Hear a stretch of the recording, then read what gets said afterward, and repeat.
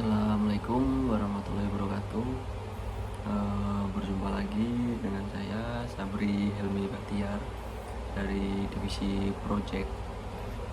Pada kesempatan kali ini saya ingin membahas materi tentang perkerasan jalan raya ya. Perkerasan jalan raya adalah bagian jalan yang diperkeras dengan lapis konstruksi tertentu yang memiliki ketebalan, kekuatan, dan kekakuan serta kestabilan tertentu agar mampu menyalurkan beban sebuah lalu lintas di atasnya ke tanah dasar secara lebih aman. Perkerasan jalan merupakan lapisan perkerasan yang terletak di antara lapisan tanah dasar dan roda kendaraan yang berfungsi memberikan pelayanan kepada sarana transportasi, dan selama masa pelayanannya diharapkan tidak terjadi sebuah kerusakan yang sangat berarti. Masuk ke jenis konstruksi perkerasan ya. Menurut Zuckerman tahun 1992, berdasarkan bahan pengikatnya, konstruksi perkerasan jalan dapat dibedakan dalam beberapa hal. Yang pertama yaitu perkerasan kaku. Perkerasan kaku atau perkerasan beton semen adalah suatu konstruksi atau perkerasan dengan bahan baku agregat dan menggunakan semen sebagai bahan pengikatnya. Plat beton dengan atau tanpa tulangan diletakkan di atas tanah dasar dengan atau tanpa lapis pondasi bawah. Pada perkerasan kaku, daya dukung perkerasan terutama diperoleh dari sebuah plat betonnya. Yang kedua yaitu jenis perkerasan lentur. Perkerasan lentur terdiri dari lapisan-lapisan yang diletakkan di atas tanah dasar yang telah dipadatkan dan menggunakan aspal sebagai bahan pengikatnya. Lapisan-lapisan tersebut berfungsi untuk menerima beban lalu lintas dan menyebarkan ke lapisan bawahnya. Yang ketiga ada perkerasan komposit. Nah, perkerasan komposit ini merupakan kombinasi antara perkerasan kaku dengan perkerasan lentur.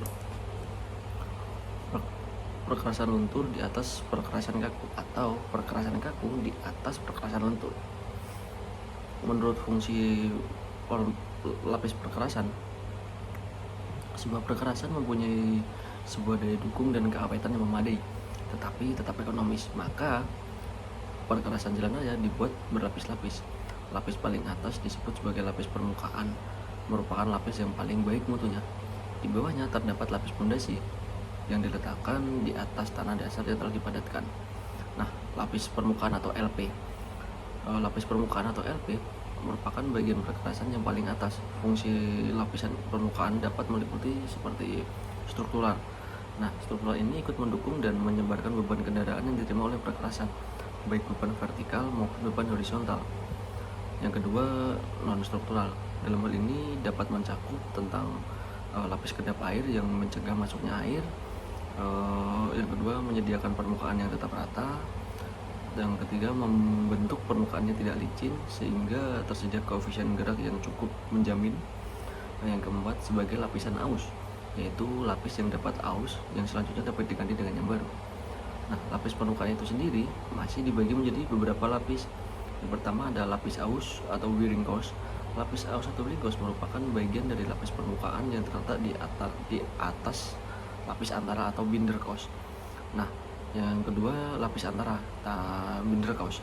Lapis antara atau binder course ini merupakan bagian dari lapis permukaan yang terletak di antara lapis pondasi atas atau base course dengan lapisan aus. Selanjutnya yaitu ada lapis pondasi atau LPA, atau bisa disebut base course. Lapis pondasi bagian dari perkerasan yang terletak di antara lapis permukaan dan lapis pondasi bawah. Fungsi ini sebagai lapis pendukung bagi lapis permukaan dan juga pemikul beban horizontal dan vertikal, juga sebagai lapis perkerasan bagi pondasi bawah. Yang ketiga ada tentang lapis pondasi bawah atau LPB, atau biasa disebut dengan sub-base course. Lapis pondasi bawah adalah bagian perkerasan yang terletak antara lapis pondasi dan tanah dasar. Fungsi lapis ini yaitu sebagai penyebar beban roda, sebagai lapis perasapan, sebagai lapis pencegah masuknya tanah dasar ke lapis pondasi, sebagai lapis pertama pada pembuatan sebuah perkerasan itu sendiri. Nah, yang terakhir yaitu adalah tanah dasar atau subgrade. Nah, tanah dasar atau subgrade adalah permukaan tanah semula atau tanah awal atau tanah existing biasanya. Permukaan tanah galian atau permukaan tanah timbunan yang dipadatkan dan merupakan permukaan tanah dasar untuk perletakan bagian-bagian perkelasan lainnya. Mungkin cukup itu, sampai jumpa pada video selanjutnya. Wassalamualaikum warahmatullahi wabarakatuh.